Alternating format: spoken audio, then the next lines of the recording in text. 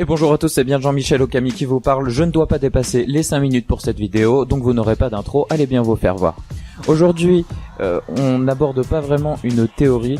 Je suis en train de réaliser une vidéo théorie un petit peu plus conséquente, mais ça me prend pas mal de temps, donc voilà, pour vous faire patienter, je vais vous livrer une petite réflexion que je me suis fait en lisant les derniers scans. C'est, on va dire, un One Piece supposition, même si je l'appellerai pas comme ça, parce que supposition me fait vraiment penser au mot suppositoire, et que je n'ai absolument aucune envie de parler de suppositoire avec vous. Bref, on va expliquer en fait un pouvoir. Je vais faire une supposition sur le fonctionnement d'un pouvoir. Dernièrement, dans les scans, on a eu un énorme truc qui est arrivé à tout nouveau, un mec capable de voir l'avenir grâce au haki de la perception. Ce haki, il est sujet à énormément de théories. Le haki en général est sujet à énormément de théories. On se dit qu'ils ont sûrement des pouvoirs cachés à droite à gauche.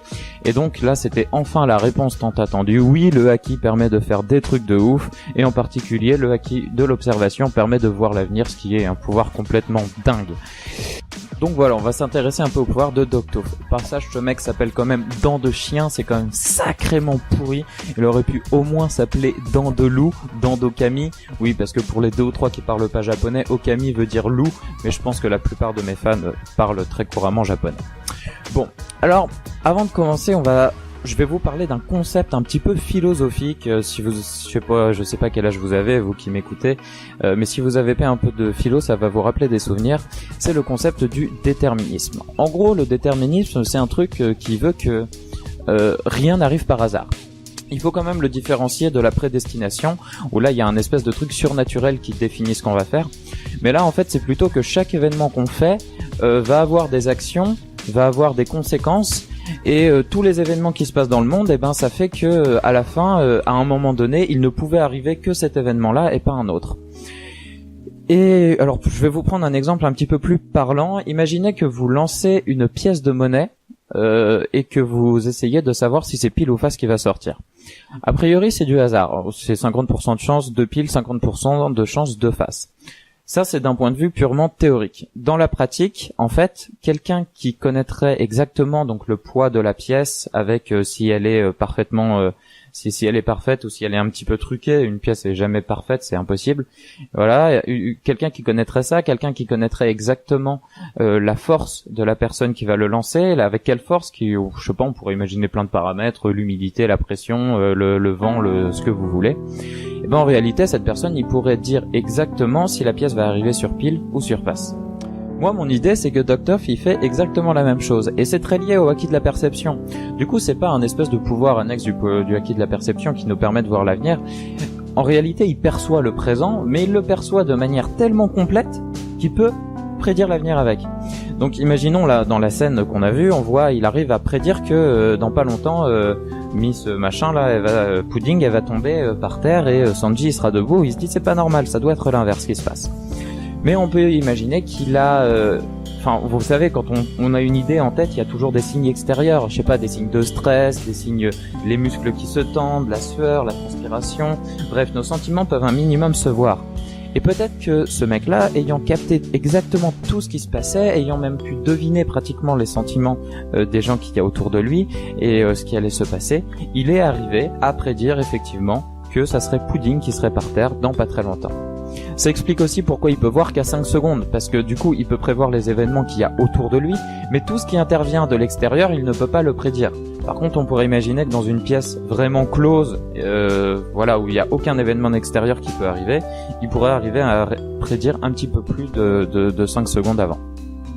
Et ça veut aussi dire que au moment où Luffy s'est pointé, il pouvait pas deviner qu'il allait arriver. Et oui, puisque là, pour le coup, il pouvait pas percevoir la présence de Luffy qui n'était pas dans la pièce. Quel intérêt à cette supposition ? C'est un peu dur à dire, honnêtement. Le seul intérêt, en fait, c'est de pas se mettre à exagérer les pouvoirs du haki. Déjà, c'est quand même une perception qui a, comme je vous l'ai dit, des limites, puisqu'il ne peut pas percevoir ce qui va être à l'extérieur de son champ de détection. Et ensuite, ça reste cohérent. C'est-à-dire que le haki de la perception n'a pas 52 effets différents. Le haki de la perception a un seul effet, c'est celui de percevoir parfaitement ce qu'il y a autour de nous. et il peut être plus ou moins entraîné. Et donc ce gars-là, en fait, c'est aussi une action de son cerveau. C'est pas directement le haki qui lui permet de faire ça. Lui, il doit calculer tout ce qu'il y a autour de lui. Après, peut-être qu'il il le fait même sans y penser.